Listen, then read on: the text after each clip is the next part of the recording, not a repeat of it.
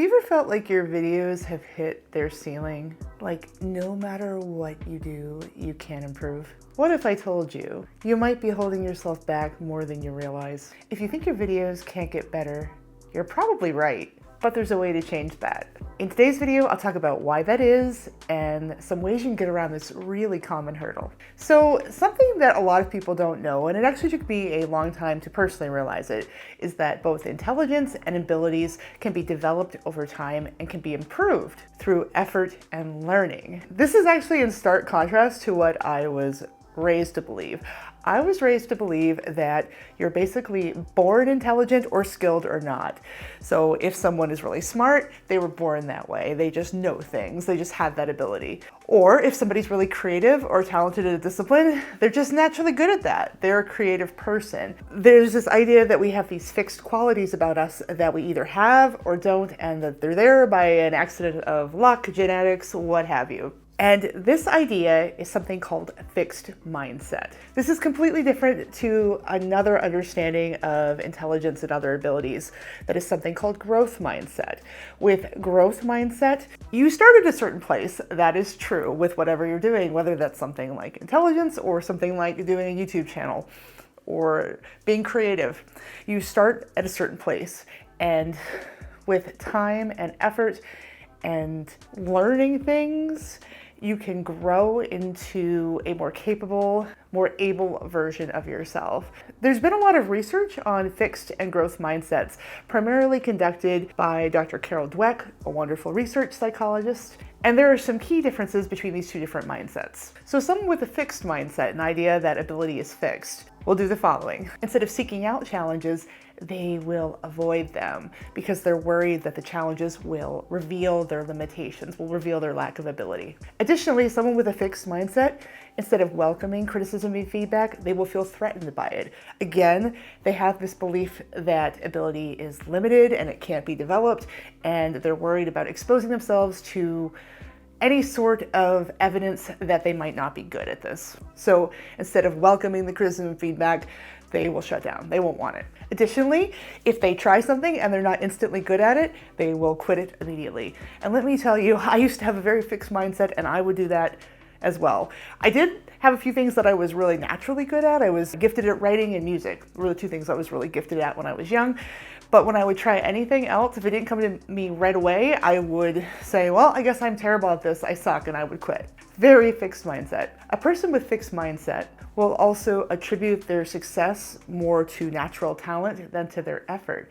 So interestingly, if they are able to grow a YouTube channel or win an award or something, they're less likely to acknowledge the effort that they took. So on one hand, it's like, yeah, I'm awesome. But on the other hand, it's like, but what did I do? There's actually kind of a lack of pride, a lack of understanding that you were part of your success if you have a fixed mindset. So on one hand, it sounds really good, but it's sort of unfulfilling, almost like the cotton candy of validation, if you will. It's tasty in your mouth, but it melts away. And finally, somebody with fixed mindset believes, I am who I am. And they believe they can't change significantly, even if to change would benefit them greatly. Okay, so that's fixed mindset.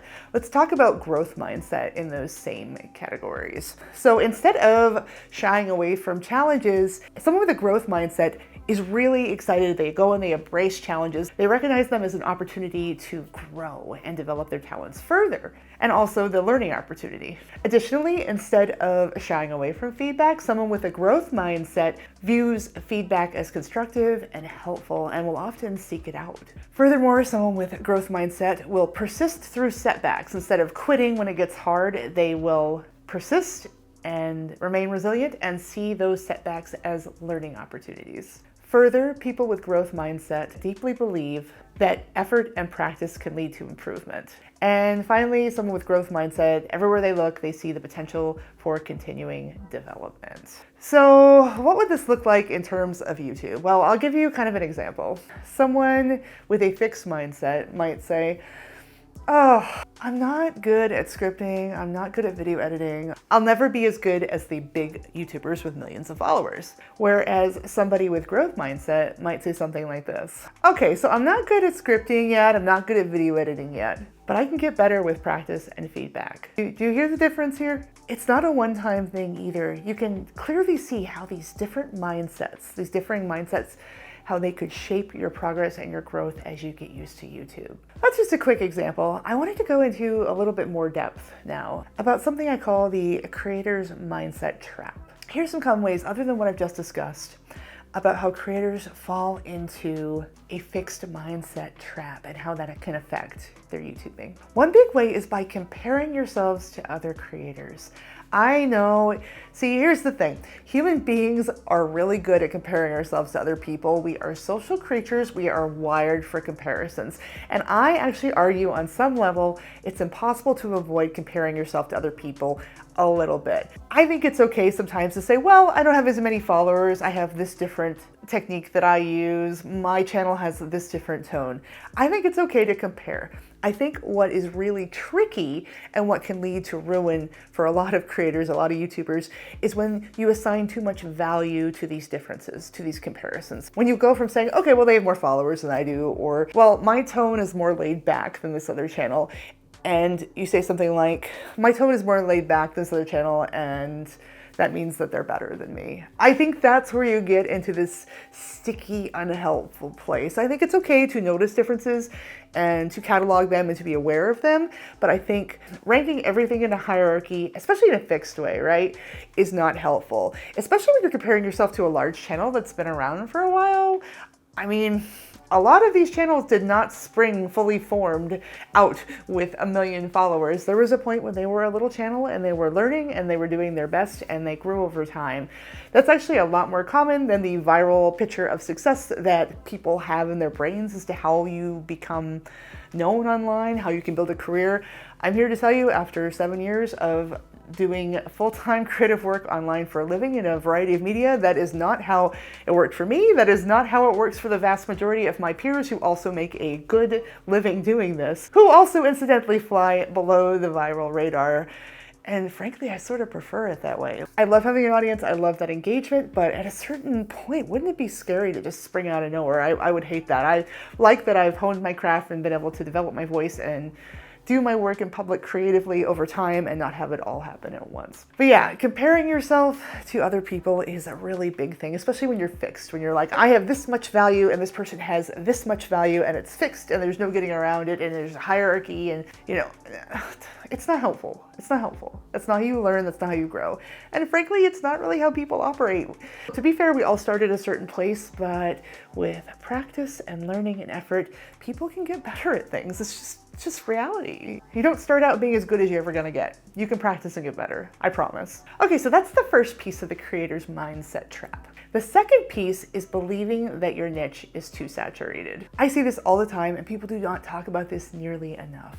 One of the most common traps that creators fall into is the belief that there are simply too many people already succeeding in the niche, leaving no room for them to grow and succeed. It's easy to look at a crowded field and assume there's no point in even trying. And this fixed mindset focuses on scarcity. The idea that success is a limited resource and others' successes somehow diminish opportunities left for you. What's interesting is that, particularly when it comes to YouTube niches, the fact that there are a bunch of people already doing channels on that topic is a sign that there is a large audience there. Because typically a large number of creators wouldn't be building up large followings and continuing to post videos in a niche if there weren't people watching the videos. So even though there are a lot of people supplying that product, there are a lot of people also who are interested in it, those videos, those channels that work on those topics. So oddly enough, if you see a crowded field, a lot of times that means there's a lot of crops there. There's a lot to be gained, a lot to be gleaned. So it's really hard for people to understand. I had that backwards before I got into the business of content creation and really started digging down into it and the stats and the psychology of it. And furthermore, when you decide that you can't do something because a lot of other people already do it, you're discounting the uniqueness of your voice and your perspective. And it's really funny. I did the same thing, and when I started out, I was just like, oh, lots of other people have written about this or that, the different things I was writing about. I started out as a writer primarily. Video is fairly new to me. I've only been doing that for about a year. But I was like, nobody wants to hear about that, or other people have written about that.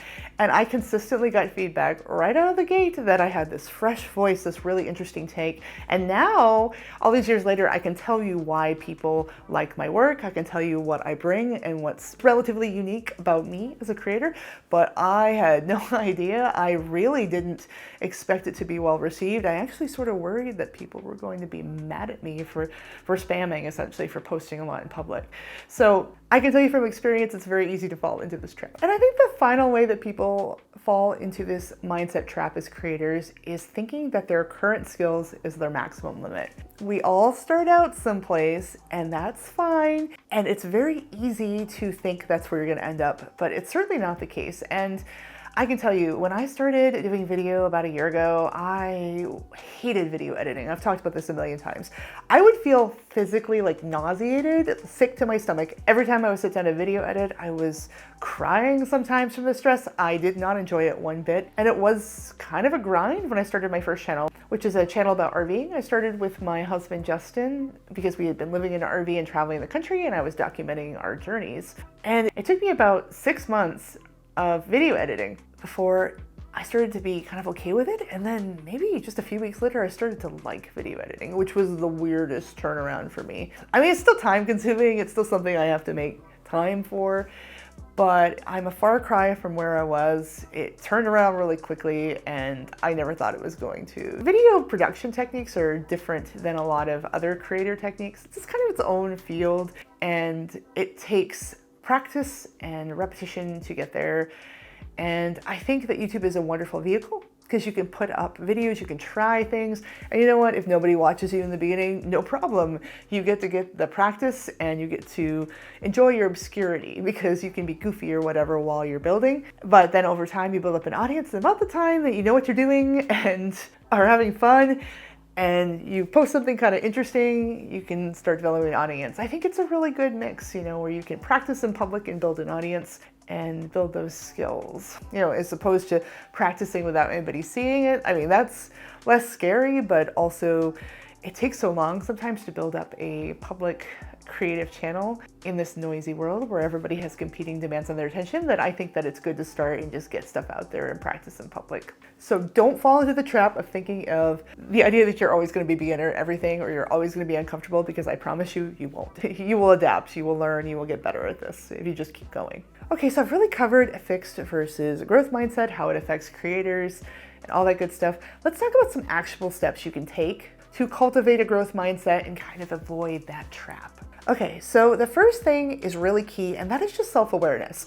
Now that you know about fixed versus growth mindset, I challenge you to kind of take notice of those times where you might be falling into those fixed mindset traps. So what does this sound like? What does this look like? Well, something like, I'll never understand analytics is a great example. Say, that's a little fixed mindset of me. Just, will I never understand analytics? The next thing you can do is kind of reframe challenges. So if you're saying something like, I'm bad at video editing, which I totally said that I am so bad at video editing, maybe you can reframe it something like, I can get better at video editing. That's so much more productive, so much more constructive. Or, you know, with our analytics example, I can get better at understanding analytics. You can even be like, I don't get it now, but I'm gonna work on this.